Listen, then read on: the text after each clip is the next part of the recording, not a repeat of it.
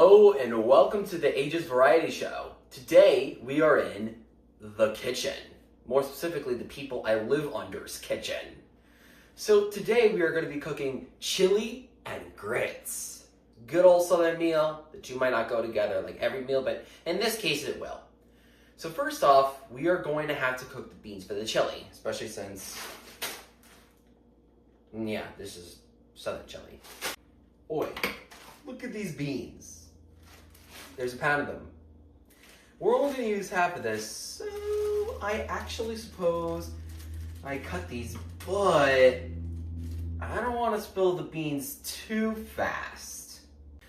Okay, so now that we have rinsed the beans, now we move on to the more important matter, cooking the beans. So, one of the most important secrets to my cooking is the fact that I don't cook beans, or I'm not going to be cooking anything today in water. I'm going to be cooking them in broth. So, what you're going to need to do is take this, open it, and pour the whole damn thing in.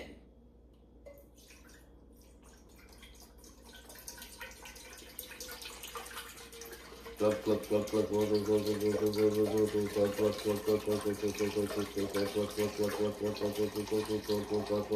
glug, glug, glug. That should be about 2 or 3 inches high. So now you want to turn, I'm going to be using the back burner for this. So now is a good time to turn it on. Alright, so now that we have the broth boiling and all, well, not boiling yet, but whatever, you're going to need to add salt or any other flavorings you want to add to the beans just prior to cooking. So now what you need to do, I actually prefer in this quantity to add about a tablespoon of salt. Might seem like a little much, but once it's fully cooked, it's going to seem like more. Might want to have it taste like the ocean, just like you do with pasta, you know?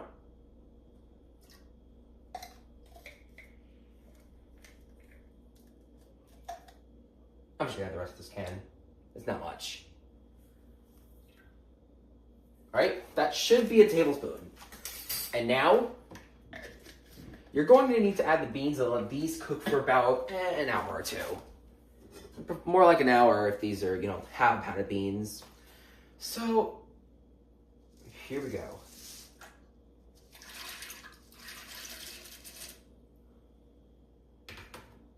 What you're also going to need to do is stir the beans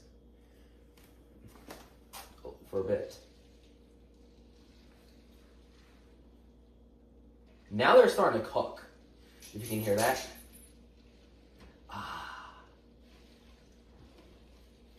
The sweet, wait, it's not sweet, but the sweet-like smell of beans. So, folks, another trick I like to do to cook my beans, if you don't like all the liquid that comes in the beans, is to add a tablespoon of oil. Of course, since I only have, a teaspoon, add 3 of these.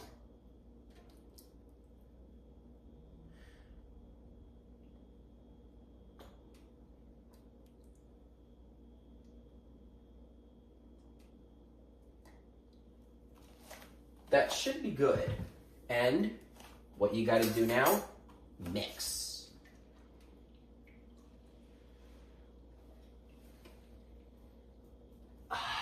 This is starting to look good. In order to accentuate the flavor of the beans, which have now been cooking for 45 minutes as of this take, you're going to want to put 2 tablespoons, just a little over, of brown sugar. This might seem like the weirdest thing, but in concept, that's baked beans for you. Just get the other one. Okay, there I am. Here I am.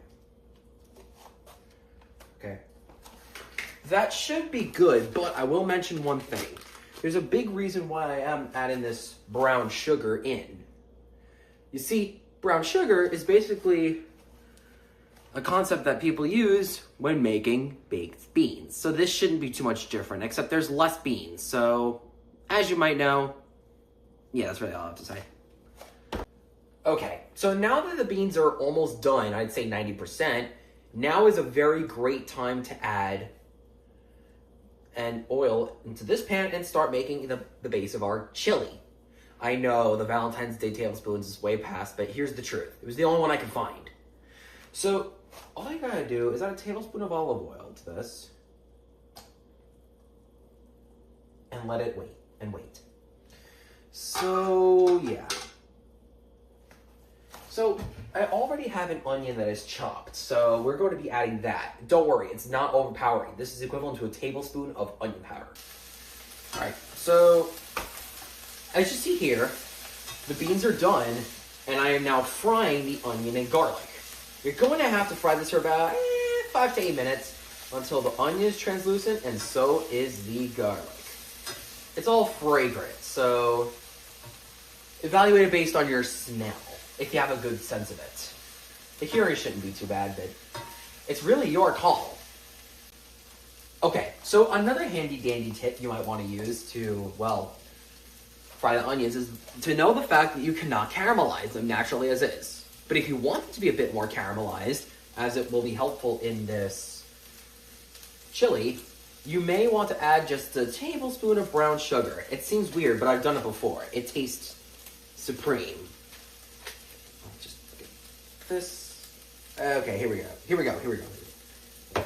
And just take it and sprinkle it all over the onions. It might seem like a weird flavor combination, but if you truly want to caramelize something, this is the way to do it. Anyway, back to frying now, will ya? Now, of course, you have the chili itself, the beef of the chili. It's literally beef. So I'm just gonna have 2.5 packs added. Here's one of them. Oh, shit.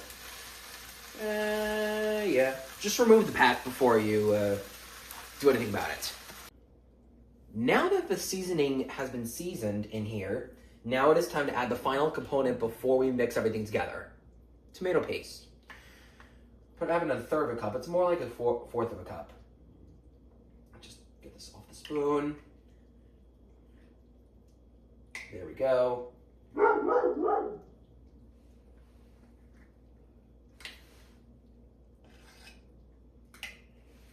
Okay. Yes, here we go.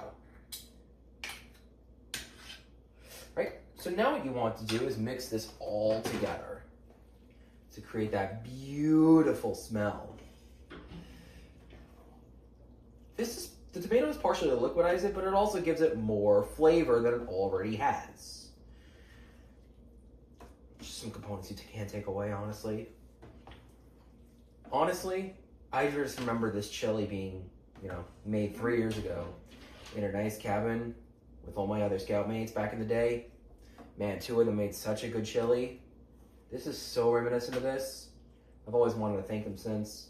I remember me, my best friend, sitting up by the fireplace with a bowl of chili in each of our laps. Now that everything has been complete, I actually do have a couple tricks up my sleeve to get it to this. The first trick is by naturally using bean water. Bean water actually contains the broth that was used to cook the beans, which provides massive flavor to the whole chili. Second, don't forget to add your peeled roasted tomatoes. That will help and they will disintegrate, so don't worry for any of you tomato haters, such as myself. And lastly, you gotta let this simmer for as long as it can. It just helps at the end. Now that the chili situation was all settled, we can focus on the side meal, grits. Now, to make your grits, you're going to first off need a lot of broth. More specifically, I am using about, I would say 2 of these, but I'm only going to show you one of them because it'd be obvious what the other one's doing. Anyway, so although the recipe in the description does call for the stone ground grits, I am using instant grits for the purpose of time. These instant grits are not, superior or anything, but I'm not saying they're inferior either. They just cook quicker. You're also going to have to put in about 2 cups of these grits. So for every 4 cups of broth, you have 1 cup of, grits, if you want basic grits. If you love thick grits, you want to add more, and if you don't like thick grits or you like them soupy, just add less. I prefer, somewhere in the middle road, like thick enough to satisfy my palate, but not too thick as to do anything else. Although if a little extra gets in, I personally don't care. These will take about 5 to 7 minutes to cook, depending on, a whole bunch of variables. So, you're also going to need to put a bunch of salt in. More specifically, 1 teaspoon. And yeah, I know these Valentine's Day hearts don't really add up, but what do you gotta do as a chef? You gotta improvise. So naturally. Okay, that's just about do it. You gotta let it set for like 5 to 7 minutes, and yeah. Everything else. Alright, that's how you make grits and chili, people. Or chili and grits, whatever you want. And the last thing I want to show you before getting off is tasting the food. First off, you got a bowl of the chili I made. That smells really, really good. I wish you guys could smell it, but yeah. Let's try it. Let's try it.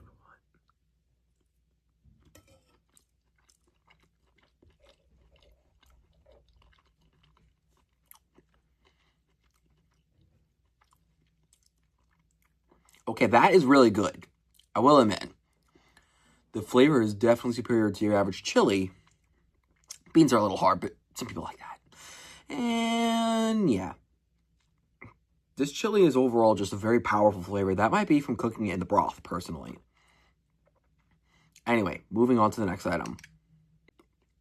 And here we have a bowl of the grits. If I did not show making them, I am extremely sorry. I will post the recipe down in the description. Here we have a bowl of imperfect grits. If you want to know why, they actually accidentally got infused with the chili. So anyway, let's have a bite, regardless of how good they look. I'll take a small one. Okay, guys.